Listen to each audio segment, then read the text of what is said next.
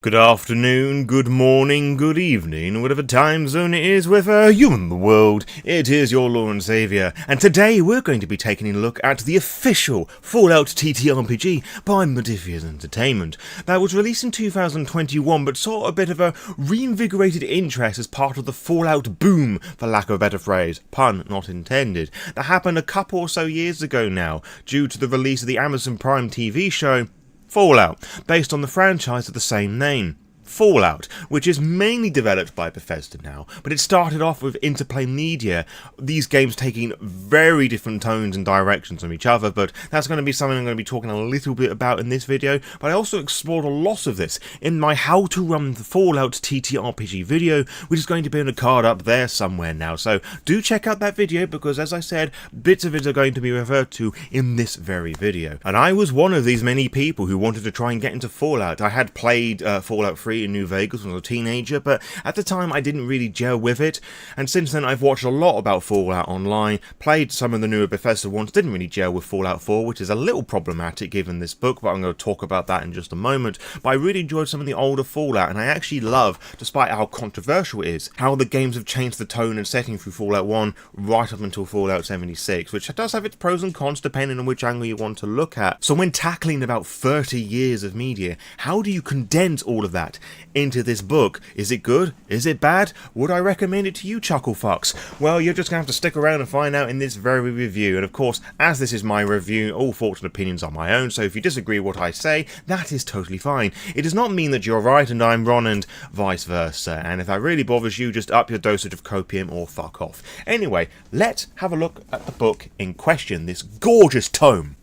Lovely stuff. It's a very nice, very well made, stitch-bound, letter-sized hardback book with a nice little yellow ribbon bookmark, which is very nice. I think more books should be having bookmarks, so you don't have to do what I do and just shove pristine bookmarks in them, which does look tacky to some, but it's rather nice that Modifius do take care in the presentation of their books. And obviously you've got the very standard, I guess, Fallout Vault Dweller jumpsuit with Vault 111 on it, and on the back you've got like the special stats, a little description about what it entails, and some very nice illustrations, official illustrations of our Pip-Boy, Vault Boy. I'm going to get those names confused, but you know who I'm talking about when I say either or. Now, the artwork in this book and the general presentation of its interior is very fitting of the Fallout style, as it's that sort of 1950s future, retro-futuristic technology sort of thing, and I really like that, again, with the presentation, that it feels that it's a part of the Fallout universe, or at the very least like it's some sort of like Vault Tech manual sort of thing that they hand to people to just give you a general idea of what to expect within the game world. However, whilst the artwork itself inside the book is very engaging and it sort of helps to paint the picture of the Fallout setting, the vast majority of it is just concept art for Fallout 4 and Fallout 76, which I kind of understand, but it would have been nice if there was just something that was a bit more original there. And if there are things that are more original in there, I couldn't tell what they are, because I've seen a lot of these pieces before, and it's just a bit of a shame that most of the art here is just the concept art, which is very good, mind you. It's just when I'm purchasing a TTRPG that's meant to be depicting a unique version of the Fallout setting, I would just hope for something that was just a bit more, well, original. Which kind of draws me onto a semi-big hurdle some people are going to have with this book, is that when you read through this, and we have a look at the mechanics and things in here together, and at the artwork, as I've mentioned, it kind of feels more like a Fallout 4/76 role-playing game, rather than encompassing the entirety of the Fallout universe. Because there's lots of crafting, which isn't present so much in some of the older games. You have magazines that give you temporary perks, even though in the video games they give you permanent perks, although they're only temporary in this game if you forget to choose them when you level up to have them as a permanent perk, which I think is a little fucking annoying, but if I was a game master, I would just roll that, okay, you have that now permanently. That's just a really simple fix in my opinion, but it's a bit annoying that that was the step that they decided to go with that here. And I'm also going to admit that other source books, the Settlers and Wanderers guidebook, or source books of Fallout are called guidebooks, both of those do provide more options and flavours to allow you to introduce elements from the older games. Like, I believe it's the Wanderer's book that has NPC stats for like some of those key boss characters like Frank Morrigan and the Master from Fallout 1 and 2 respectively. You've got that Enclave dude whose name I've completely forgotten, like the final boss of Fallout 3 is there. The Settler's Guidebook has more origins for the players to choose from, such as a vast majority of robots that you can find in Fallout settings. In the core book, you only have the handyman, like the little robots with the eyes and all the different pincers, the butlers essentially. You also have the likes of the NCR and the Minutemen as character options. And it's a bit odd that the Minutemen didn't make an appearance in here, given this is the Fallout 4 core book, I guess. But as we'll soon explore, they're going for more general approaches, and then with the guidebooks, they sort of like hone down on the specifics. And it would also be nice if there were more robots in here, but I'm sort of jumping all over the place here. Some people are going to be put off by the fact that this is very much centered around Fallout 4 and Fallout 76, and primarily its main setting piece, it's the Commonwealth, and it goes to mention within its opening pages that this assumes that the events of Fallout 4 haven't happened, so the players can go and do what they please. It's actually set just a little bit before. But you have enough tools in here, as we'll soon explore, to bend and break it to fit into any Fallout setting of your choosing, whether it's ones found in other games or whether it's ones of your own creation. Although, that being said, when I've seen people discuss and advertise their own games, more often than not, I have seen them include their own United States settings, or some of the older ones, but not Fallout 4, because Fallout 4, from my understanding, isn't particularly liked very much, for a whole host of reasons that I'm not going to talk about in this very video. So that's enough of me like jumping and wailing about. Let's actually get inside the book proper and see what we can find inside. And starting with the introductory chapter, it gives a very basic sort of welcome to Fallout, this is the wasteland, here are the bits and pieces that you need, this is focused around more on Fallout 4, etc. and so forth. So really basic stuff. You need pens, papers, it has some special tokens that you can use for its action points, which I don't own because they're just little cardboard pop-out things, which I know are just probably going to get chewed up by the dog or someone that I will lend to in a physical sense, but they're there if you want to, or you could just use dice or coins or whatever, or somebody can just keep a tally of things. So really bare bones basic stuff. It's not really something worth talking about. It's with the first chapter that just launches straight into the game, which basically tells you how to play, what dice you're going to need, although the introductory chapter touches upon that a bit more. But it's really the first chapter that really tells you how to play, which on the one hand I really like, because you open up the book on the first page, you have the rules, it's very easy to understand, so anybody doesn't have to feel they have to wade through like pages upon pages of lore and mechanics and backgrounds. They can just get straight to the meat of the potatoes and just have fun with the Fallout setting, so they don't have to make a character they don't want to if they're just using pre-gens. They just have the rules within those first few pages of chapter 1. But on the other hand, I'm coming from a World of Darkness background, and I'm just being very used to like reading some of the lore and the setting pieces for that, and just a bit more information about the wasteland would have been appreciated prior to that, maybe in an introductory chapter, but we do get a lot more of that later as the book goes on. It's not the only gripe that I have, as I feel that one's just a little bit more subjective. You know, as I said, background with the different books that I've been reading. It's a totally valid approach, and I really like what they've done here. It really just encourages people just to get stuck in and start playing straight away. And it's all easy to understand, as I mentioned, but there's one little ruling that I don't like, so it requires me to explain some of the rules a little bit. Fallout uses Modiphius's 2d20 system, where you have 2d20 or 20-sided dice. You have a target number that you need to meet, which is a combination of an ability and a stat. You add them together, and it's that number or lower that you're looking for. If it's above that, then you fail. If it's a 20, you get a complication, and if it's a 1, it's a critical, which counts for 2 successes. And I like the wording with you getting on a 20 as a complication rather than a botch. So it's very possible if you're rolling your 2d20, you could get a success, but you may also get a complication on top of that, which I think is a pretty nice little spicy thing about it, because sometimes you may be able to do very well, but you may end up doing something bad in the process, like, I don't know, unlocking a door with some lockpicks, but you set off the alarm, or like activate a turret sort of thing. Like, those sort of things can happen. It may undermine the fact that you may have done really well with a lot of successes, but I kind of like the spice of variety that brings, and it's very fitting for the very chaotic nature of TTRPGs and the mayhem caused by post-apocalyptic settings such as Fallout. And some tasks may be really simple, so you may have a 1 difficulty where you have to get 1 success with your 2d20, or something really difficult that requires 5 successes. And you may be wondering, how can I get 5 successes with 2d20? Even if I get 2 crits, that's only going to be 4 successes. Well, you can use your action points to buy additional d20 to up your chances of getting more successes, whether it's something that's really difficult, or you really want to make sure you do that really simple task really well.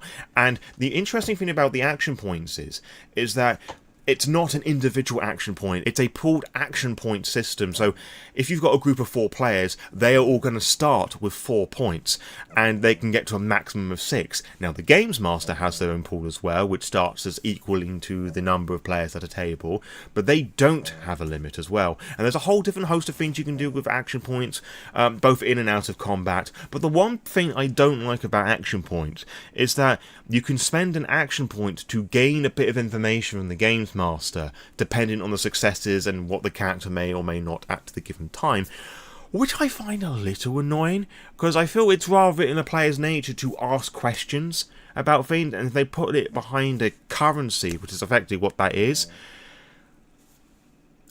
I don't think that's a bit fair. And granted, it does put the word in, like, the Games Master has to be truthful, but it may not be complete. But I think most Games Masters are going to do that anyway. Like, whether it's within the character's knowledge, or they are going to deliberately hold back information because of the circumstance. Like, using that lockpicking example, they go and unlock the door and they just open it ajar and they have a look through. Like, can I see, is there anything on the other side? I'm going to spend my action point to do that. Now, with or without the action point, I would say your character currently can't see anything, which doesn't account for the fact there may be like a bear or something on the other side of that door that they can't see because they literally cannot see past the fucking door.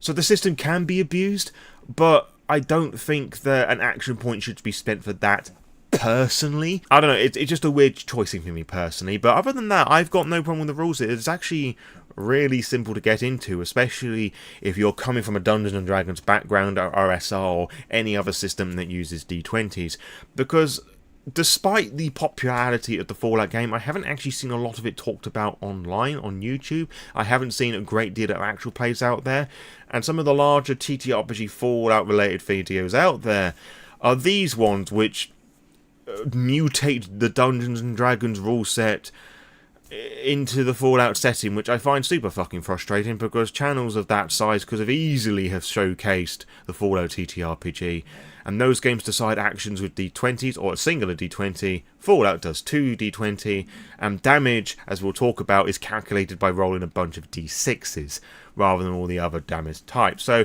it's actually a lot simpler, and you're just sort of making extra work for yourself to try and explain different Dungeons & Dragons abilities within the Fallout setting, like. But anyway, that's just a fucking gripe of mine. Just getting a bit off topic here.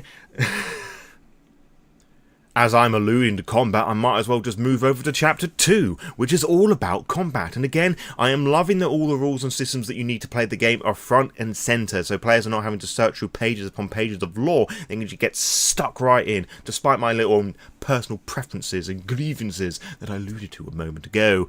And I like the way that it deals with opposed combat here, where it has the attacking party roll first, with the defender using the successes of the attacker as their difficulty rating. So allow me to give you an example. Let's just say that we're having a bit of a brawl, right? A bit of a Fight Club sort of scenario here. And I'm going to go and clap you round the fucking jaw. And I roll 2 successes. Now, those are the successes that you need to beat to dodge out of the way. Now, if you get the 2 successes and beat them, that's fantastic. You live to fight another day. If not, you're going to start picking up your teeth. So I really like the way that it does that, just because it gets you to stop and think about it and just makes it easier to collect the results sometimes. So one person can read out their number and the player can read out their successes, which is the Games Master I really like. But it does slow down gameplay quite a bit, because this constant stopping and starting, which is something that I'm going to talk about a little bit further along in this review. But I don't really have much to complain about, to be honest. It's really straightforward and easy to understand, which is great for a games master such as myself, who really does not like combat at all. It's one of the things I loathe the most in combat, because it's where things tend to slow down a lot in most circumstances. But it works really well here. The roles are easy enough to understand. And I like how, despite how it being slowed down with like the opposed combat thing, I just like the fact that there's just a bit of breather in space, which in a horror and a fight scenario can be quite terrifying as well, as you just like hold with bated breath, just hoping that such and such isn't going to like rip your tits open, sort of thing. And of course, it wouldn't be a Fallout game if we didn't talk about like the mangled limbs, because you can break your limbs in this game, which makes it quite a dangerous affair. And that basically boils down to, if you score 5 or more damage points, like you do 5 or more damage to somebody, that's going to break a limb, and you roll on a d20 to determine the limb that you break, either with a special d20 that comes with the dice set that has body parts on them, or you compare it to a table found within the book that has the numbers and the associated limb with that. And it's quite easy to score more than 5 points of damage in Fallout, which kind of makes me wonder why it's bothered called a critical hit at all, given how frequently this sort of stuff can happen. But hey ho, I guess they had to call it something just to make those impacts feel a bit more powerful. So I'm just going to gripe a little bit about the dice themselves. The Fallout dice they're very gimmicky in that the d6s are replaced with different symbols. You've got like 1 bullet hole which does 1 damage, you've got 2 bullet holes that does 2 damage, you have the Pip-Boy face on them which does 1 damage and an effect, and different weapons do different effects, like some of the rifles have piercing, which breaks through into the armour, etc. and so forth. But two of the numbers, 2 and 4 specifically, or it might be 3 and 4, I can't remember, I think it's 3 and 4. 3 and 4, they're left blank, and they don't do anything. And when I mean they don't do anything, I mean it's like no damage. So, hypothetically, you could be rolling 4d6 to deal with damage, and don't do anything. And I'm not being facetious, it's worded as such. It's not like no effect or miss, it's like no damage, which I think is a bit fucking weird. And the way that it's distributed on the dice in itself is a little unusual as well. Which sort of leads me on to an issue with the book as well. It really does assume that you are using their dice, because rather than doing the standard XD6 to represent a number of D6 that you're rolling, it uses like a Fallout Pip-Boy like logo to represent the D6 on there constantly, which I feel pretty annoyed about, because the set of 7 dice, 3d20 and 4d6, it's about 15 quid.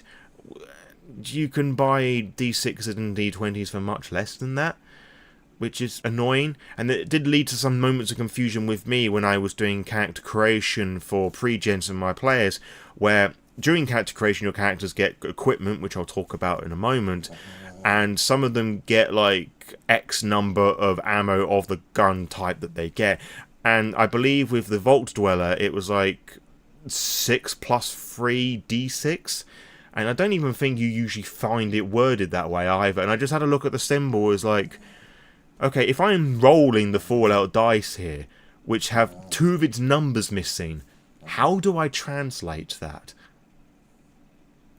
It would have been preferable, I think, if it just stuck to the usual dice number writing to cause less confusion. I mean, I get what it means now, but just that a little bit of headache and scratching my head, and I had to confer with like 2 people, am I reading this the same way as you are? So it's just a little bit of frustration that's caused there. And it also caused a bit of frustration and confusion later on in the book, where there are just loads of loot tables and just trying to work out what things mean. And if you're trying to roll on the loot with the specific dice, as somebody tried to do with a game that I ran, they then came to the issue, well, hold on, do I add 4 or 2 here? Or 3 and 4, whatever it fucking was, you know? It's just, I think it's a little shitty, personally.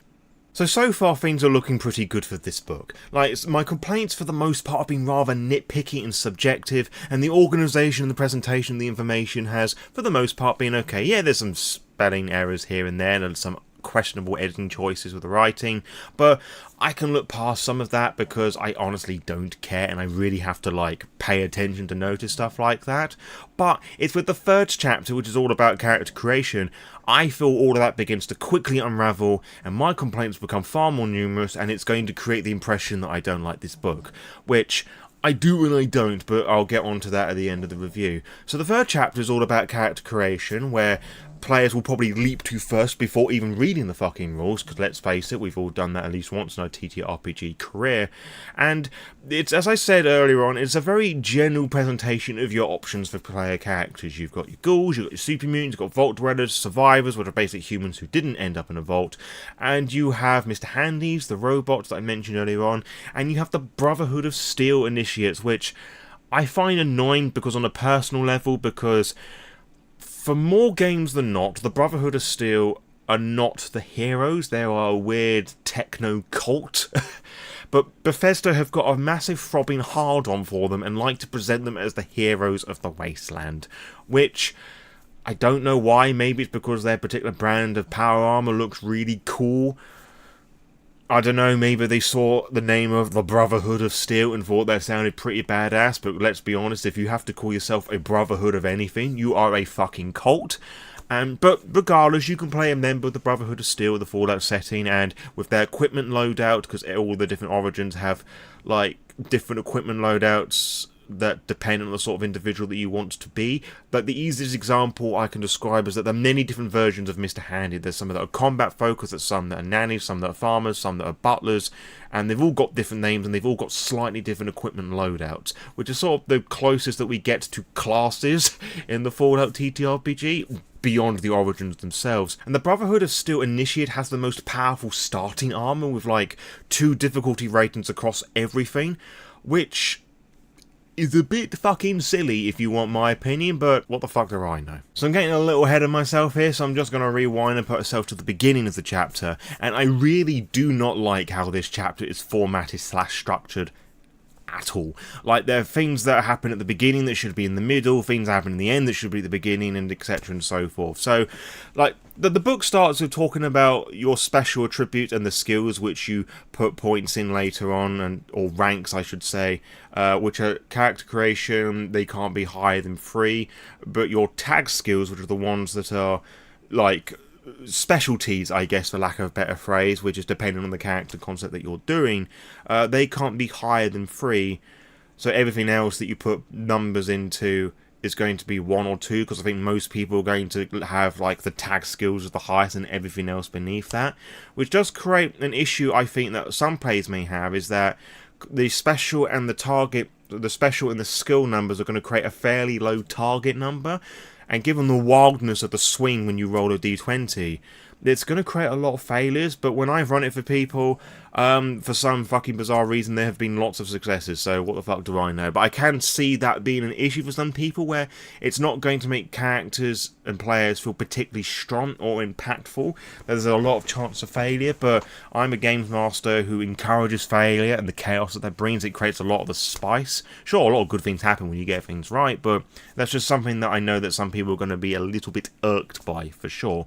And regarding character creation, I have seen a lot of people complain about like the limited nature of the stats, like how there's a lot of guesswork regarding what you need to roll. I see a lot of people using gambling as an example, like there isn't a dedicated gambling stat to roll upon, and like nobody knows what to do for like that, or they have to come up with like a real bizarre ideas. Now, whilst that is valid because previous Fallout games would actually have quite a lot of stats to deal with, don't have a problem with that, because I like being able to be creative and come up with like weird combinations.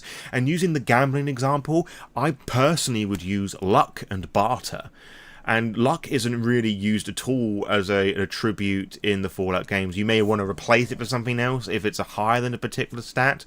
Of course, you can use luck points to spend as well, but I feel like the small collection of attributes and skills like really encourages people to be creative here. Yes, it can slow down the game as you try and work out what the best thing is, but I love that as a games master, being able to be pushed, encouraged and pulled like to come up with weird things on the fly. But I know that's not something for everyone either, so that's very much a subjective thing here, and I'm also acknowledging that a larger pool of skills here might have been a bit more useful. And although the one that really bothers me is that fighting hand to hand is considered as melee, when melee is specifically using weapons at close combat range, and melee would have been brawl.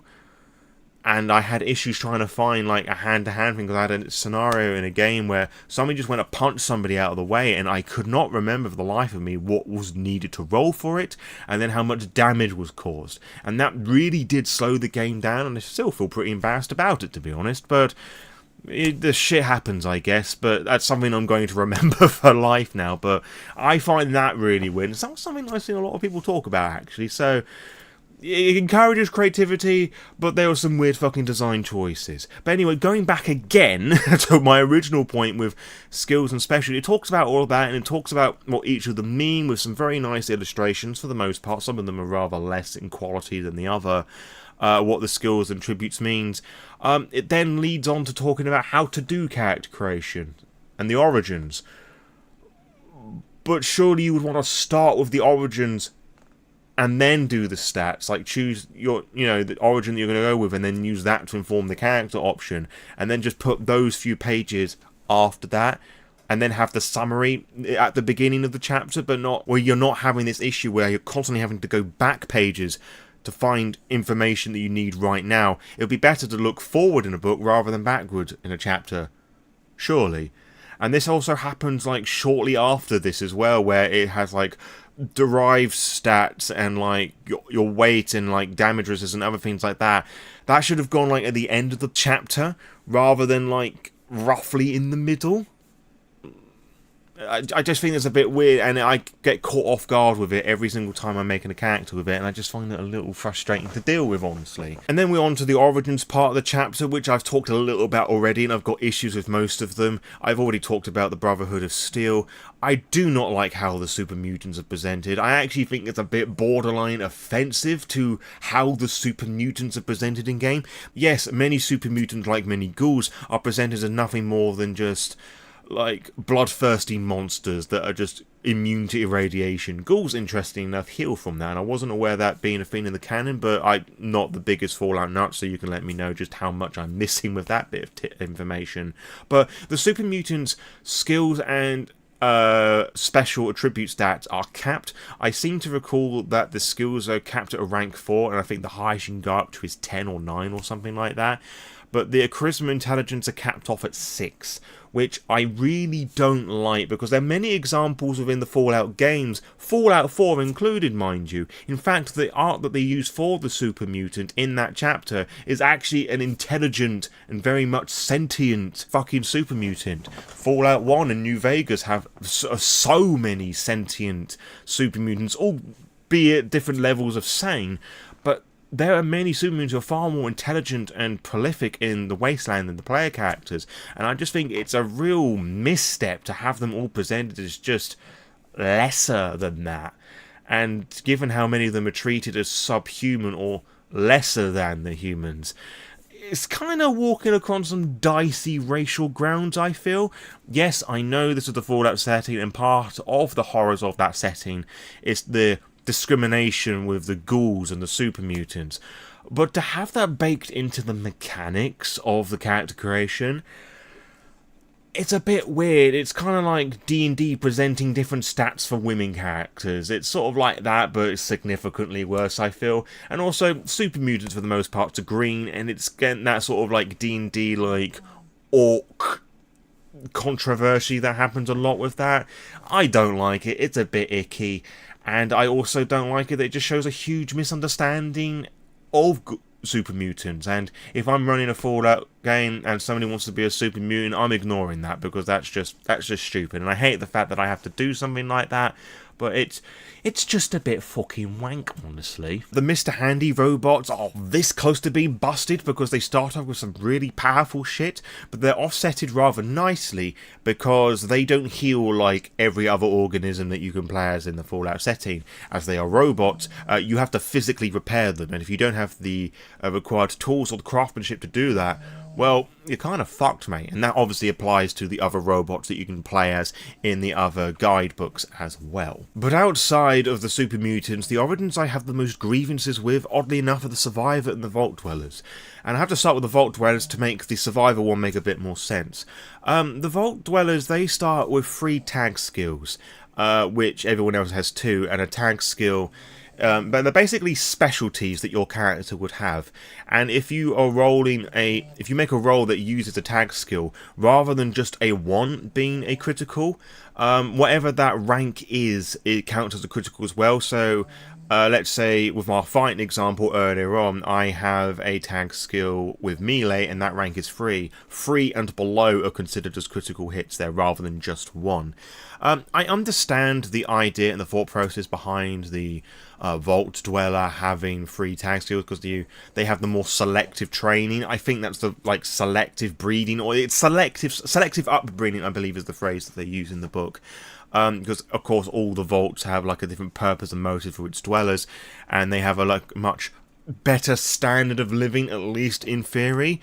But very few of the vaults in Fallout actually have the vault dwellers benefit from a healthy lifestyle. Most of the vault dwellers that you find within the Fallout games are either gone fucking crazy, they've become super mutants, or it's somebody else wearing a vault dweller suit. There's very few instances of meeting other vault dwellers outside of your own vault, and those that do remain toughened up because they have rebelled. Fallout's Amazon TV show is one of the more idealistic sort of Fallout scenarios. But I don't feel that vibes very well with the Vault Dweller. Especially when you consider the fact that it's not assumed that you're starting off as a Vault Dweller, that you are a mixed party of individuals that are surviving and interacting on the wastelands from the get-go. So that doesn't make a lot of sense to me that they have that. As I said, I understand the mindset, I just don't agree with that per se. And you would thought that anybody who would have that sort of trait would be the survivor, which are the humans that didn't make it to the vaults for one reason or another, and they've had to survive in the wasteland. Only they do have that, but they get a penalty for that. In fact, there's a list of 4 that you could choose from, and each of them have penalties. None of the other ones have penalties. And also, if all the other origins, the Super Mutant, the Ghoul, the Brotherhood Initiate, the Brotherhood are still Initiates, and all those, they should technically have 3 to choose from. And the likes of Mr. Handy and the Vault Dweller should start with 2. You could make an argument with the Mr. Handys in that not all of them come out of a vault, or a lot of them are just wandering around, just surviving the apocalypse somehow. So it could be a matter of, depending on the type of equipment loadout that you have, it could be you have a tag skill less. Which is a bit of a weird thing because, as I mentioned earlier on, the different equipment are not really character classes, they are equipment loadouts.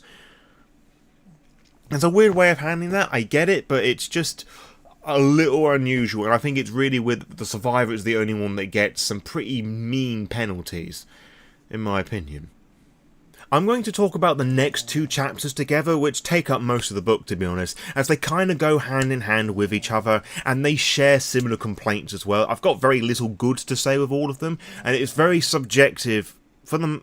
Some of it's subjective, some of which I think is just really fucking frustrating, but I'll try and highlight the subjective bits within the rant that I'm about to spew with you. But these 2 chapters, 4 and 5, are all the equipment and looting and stuff that you will need. So if it's a weapon, item of clothing, food, etc. in Fallout 4 and 76, you're going to find it within Chapter 4.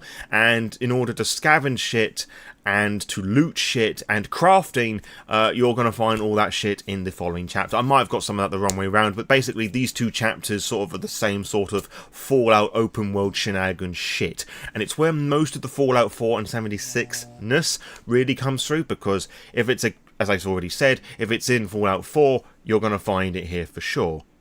That rhymed. That was unintentional, but that's actually made me feel a bit happy. Hooray! But I really find these chapters frustrating to deal with as a games master, because there is a lot. I dare say there is too much stuff here. Because not only do you have every single weapon and piece of armour or food and magazine perk bollocks that you'll find within the Fallout games, 4 and 76 at least, but most of these weapons and armours can be modified.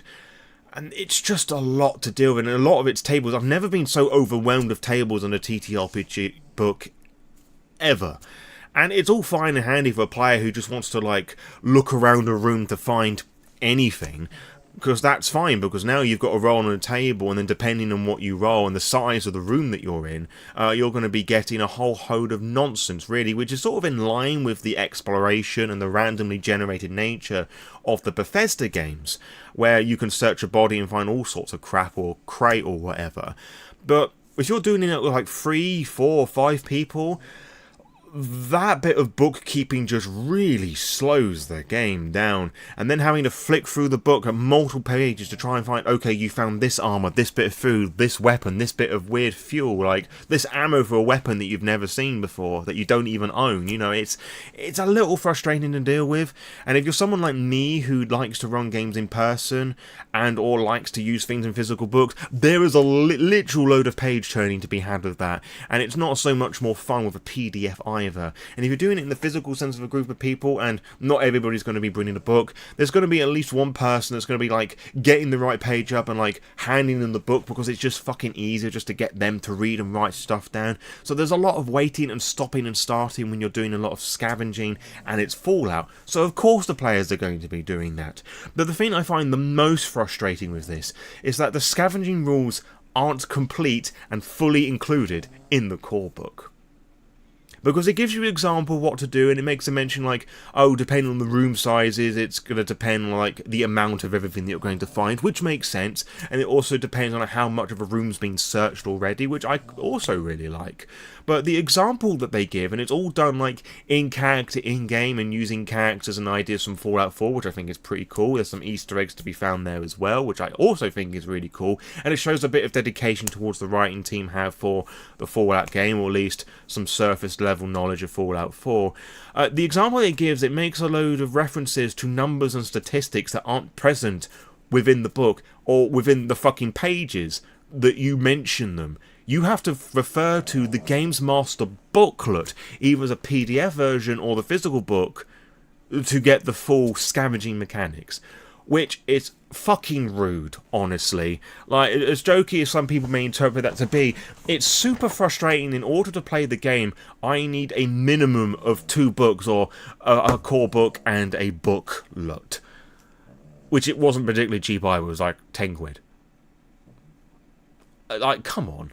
Like, I mean, that's some real fucking AAA game developer shit, like patching in shit. There was no reason for that not to be in there, because you got all the random loot tables that are in there in the booklet as well, which is nice, because I thought that would make things a lot easier to like to reference thing, but there's some slight little differences in that I find a little annoying as well. Just why? Like, why couldn't you have all just included that extra table in your fucking core book? Like, that's just, bruv, come on, that's just taking the piss, mate. But one thing I do like about these 2 chapters, specifically the second one that we're talking about, the survival chapter, which is all where all the modification stuff can be found, is that how the chapter starts talking about the actual survival element of the wasteland, like the very simple mechanics that just make things more difficult for players as time goes on. It's funny that that deals with survival better than the fucking mainline Bethesda games, aren't funny enough. New Vegas has that extra mode, the hardcore mode, where you do have to monitor about eating and drinking as you're going about, and it's good that the TTRPG has that there, because they could have very just like put that on the back burner here. But as you're playing a post-apocalyptic survival game, it's cool that that's acknowledged here, and it's done in a really simple manner, and the way that it's written and presented implies to me that the games master should like drop hints here and there. Oh, it's been an hour, you're feeling a bit thirsty, sort of thing, rather than just like presenting it as a big fucking red warning flag sort of thing. Now, I'm also going to acknowledge that this sort of thing will be some triggering to some people, like starvation, exhaustion, and just like general food related stuff in general, for one reason or another, which I would recommend not playing this game, or at least managing your expectations in such a way where it's not going to be like a central focus point of your game. But given it is like a core part of the Fallout TTRPG, it might be a bit difficult to like homebrew that out, but I thought it would be worthwhile mentioning that, just in case people presumed otherwise.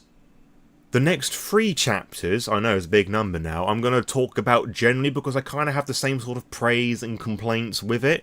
They're to do with the corporations, Vault-Tec and the Commonwealth, which all helps to build the world of the Fallout setting.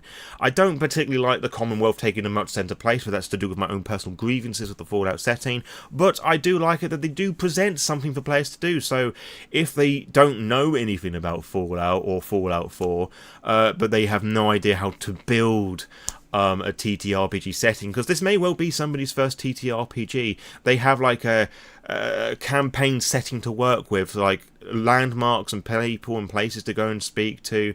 Like, I think that's pretty good, and each of these different chapters do have like little quest and side quest options, none of which really spark any inspiration from me, but they may do somebody else. That may help somebody to like bend and break them within their own setting as well.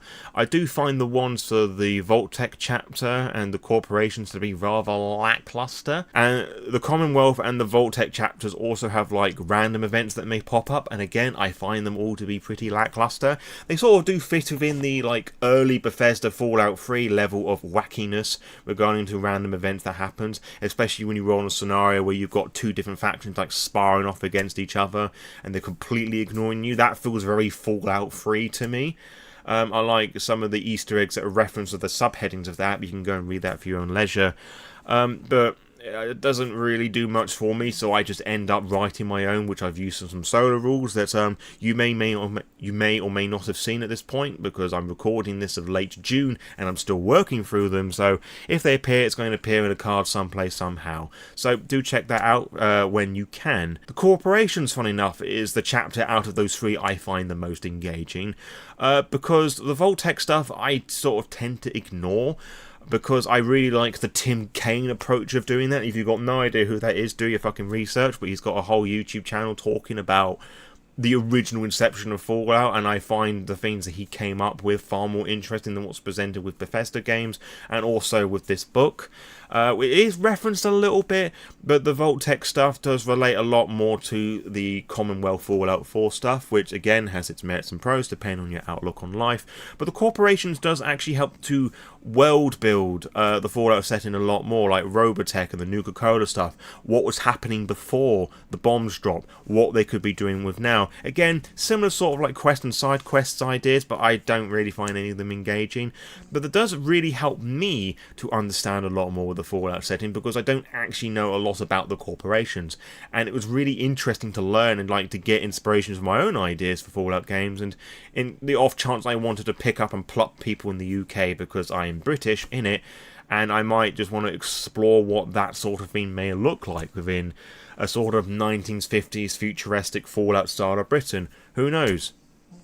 I just think it's all just pretty neat, and I think out of those 3 chapters, the corporations one is the strongest out of the trifecta. The following chapter is the Games Mastering chapter, and if you've listened to any of my book reviews, you'll know that I tend to find these chapters the most enjoyable to read, because you get to get a real good sense of what the developers want you to feel and experience with their game world. And if it's done right, it won't feel lectury and they're telling you what you should and shouldn't do, but they should just give you some advice and take everything that's come before it to give you a sense of how to put all of that into action. And I don't feel that with this chapter. I actually feel in many ways it's rather lackluster in actually telling you how to run their game. Probably because they spent so much time with previous things like random loot tables and mechanics, and the actual running your post-apocalyptic game isn't really a focus in the Games Mastering chapter. Most of it's everything else surrounding that. Like, there's like a page on actually running the game, a page on Vault-Tec, and most of it's just to do with like interacting with factions, so I don't know why that's done there beyond like stupid editing choices. And there's a little bit on consenting gaming, which is brief enough to give people an idea that you should really be talking about what you should and should not be including in this horror game, because Fallout at the end of the day is a horror game with all like the cheesy 90s 50s stuff that Bethesda has like fucking injected into their veins. It is at the end of the day a horror game where you are surviving a post-apocalypse scenario with weird, twisted creatures and people that want to do horrible things to each other. And you can play up as much or as little as you want, depending on the sort of Fallout game you're wanting to create or what you're wanting to do with that post-apocalyptic scenario. But there also isn't a lot of information about how to go and research things and how to go and explore things. Like, there's a little box giving you like different safety tools that you can use, but there isn't really much description of what they are. And for a lot of people, I feel coming into this will know what these things are, and anybody with half a brain cell will go and do a bit of googling, researching. But it kind of feels to me that that was more or less included just to tick a box so they don't offend the social justice warriors. And you know me, I'm very much in favour of consenting gaming and just making sure that people are feeling happy and safe even if you're playing a horror game. And I have my ways of dealing with things. I've used consent sheets in the past, and I also haven't used them, and that I've just sat down and just told people what is and isn't okay. Like, there are different ways of handling things, and the book doesn't really address how to do with that other than you just need to sort it out somehow. Here are some safety consent tools, which I find a little lackluster. Following that is the Denizens of the Wastelands chapter, which is basically monsters and NPCs that you can throw at your players, mostly Fallout 4 related. It does give you like tools and suggestions of how to create your own character sheets for them and awarding an experience point, which I find a little bizarre because they provide some formulas that don't quite match up to the examples that they provide. And some of the weapons that they have are a bit bizarre as well, because it mentions like laser rifles and the players don't get laser rifles. Oh sorry, you can, because what you have to do is take the laser pistol and apply one of the many scopes to them to turn it into a rifle. Like, there isn't a designated laser rifle, and the laser rifles the NPCs get, or certain NPCs get, are special and unique to them. And some of the monsters have like weird little effects or abilities. Like, there's the bloat fly that, because it's a fly and it's bumbling about, it doesn't have any of the movement restrictions. But if you hit it at all, it falls to the ground and then it goes prone. But it also, in a separate thing, if you hit it, it immediately dies, and yet it has 6 HP. There are other examples of that as well, but I just find that one the most baffling. Like, why make it go prone as it falls to the ground if any hit kills it? Why even fucking bothering giving it HP? Although that being said, I do like the way that those are labelled out, like how the different monsters and things do have different abilities, just to put them at a slight advantage against the players as well, because they have their own traits and the NPCs have their own traits. I like how the stats of monsters are simplified to an extent, the human NPCs as well.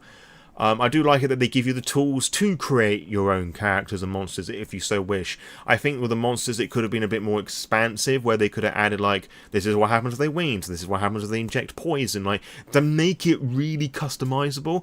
That would have been a lot of fun to deal with, and it could have been bothered to engage with the system as well. But again, for the aforementioned solo rules that I've made, I just provided a very quick formula, like, to really make things simple for solo play, and that's what I ended up doing with group stuff, and that worked really well as well. So again, when you see those solo rules that I've made, just use that. It's a lot simpler, and it'll give you less of a fucking ball ache, and at least that fucking works, unlike the stuff that's presented in the core book. The final chapter in the book is an adventure that you can play within the Commonwealth, and I'm not going to go over that purely because I haven't run it, and I tend to review things if I've run or used it in some degree as a player or in a previous lore dive or character creation thing that I have done. So, as I haven't run that adventure or been a player in it, I can't really review it, or it would be unjust of me to review it, even though I am aware that I have reviewed Vampire the Masquerade adventures before. It's just somebody had made several requests for me to do that, so I did it, so, but whatever, I guess. But in any case, Fallout, what do I think of it? The Fallout TTRPG is a fun, hot mess. It's a lot of fun to play, and to embrace the chaos that comes with it, both the stupidity that the Fallout games encourage, and also the stupidity that the players bring to the table, and if done rightly, you can create something that's really fucking fantastic. But, as a games master, there's a lot of bookkeeping to be had, a lot of page turning to be found, and I just don't like that, because the games master has to do a lot already, like managing the players and their silly shenanigans, and now you've got to work about all these different modifications, looting, the tables, going backwards and forwards, the weird formatting, the bizarre editing choices. I just find that sort of stuff tiresome, and as much as I enjoyed running this, and I want to run more, I don't know how much of it I'm prepared to put up with because of its fucking poor organisation. And I just find that really frustrating, to be honest. Like, I shouldn't be put off playing a game just because of it's badly organised or it's just a fucking shitstorm to get through. But fortunately, the main rules of it are easy enough for me to carry on playing with it, and with the looting stuff, I can just, like, I don't know, or I can just make shit up on the fly, you know, it's just... You know, it's consistently inconsistent, my enjoyment with this, but I do think there is lots of fun to be had with this, and if you want to try out Fallout, this is admittedly the best way that you could do that, albeit one that's tailored towards Fallout 4 and 76, but you can just scrap all that stuff, really. If you don't want to deal with the crafting, don't bother doing with that. If you want to like redo the power armor so it actually feels in line to what it was originally intended to be, rather than just a weird fusion core cell that can power armor for a few seconds but can power generators for 200 years, you can scrap that as well. Like, it is free enough for you to customize it how you wish, but at that point, if you start to gut the body, is there really going to be much left other than just a variation of the 2D20 system with some survival mechanics? It is what it is. As I said, there's lots of fun to be had with Fallout. I just think it's worthwhile going in that, like a fair amount of Modiphius' stuff, like the original release of Vampire the Masquerade 5th edition, and the only source book they did for that, The Fall of London, it's a fucking mess to try and work out what's going on. So having now covered my one obligatory V5 complaint, let me know about your favourite Fallout TTRPG experiences and your favourite Fallout game. Do you like this book? Have you given it a go? What do you think about it? And I suppose I should give you my fucking review of this as well. I do not do out of 10 scores because it's subjectively pointless, so I'm rating this book pre-war capitalism out of 10, as that is just as helpful as a proper out of 10 score. Now, if you want to give Fallout a go and support your Lord and Saviour, go and purchase a whole variety of Law by Night shenanigans in the description below, and if you do so, I get some of the money back because I'm an affiliate on Drive4RPG, and that sort of coinage helps to develop awesome content like this, and not much more. But if you don't like Fallout from this review, or you just want to support me by watching this video, or you've got those books already but want to spend some more money on me, what you can do is buy my various bits of homebrew from the Storyteller's Vault, or you can copy and paste that special affiliate code in the URL of any Drive4RPG book before you add it to the basket in the URL, obviously, and that supports the channel that way as well, and you get books, I get books, and you get content for free, so it's a win-win chicken dinner situation for you, my dear friends and listeners. But if you can't do that because times are hard and all that, I totally understand. I'm not going to hold that against you. But what you should definitely do is to give the video a little cheeky little thumbs up, subscribe to the Law by Night channel, and share this video with any and everyone who loves what I do, and I'll see you on the next upload, wherever that may well be for you. And until next time, farewell.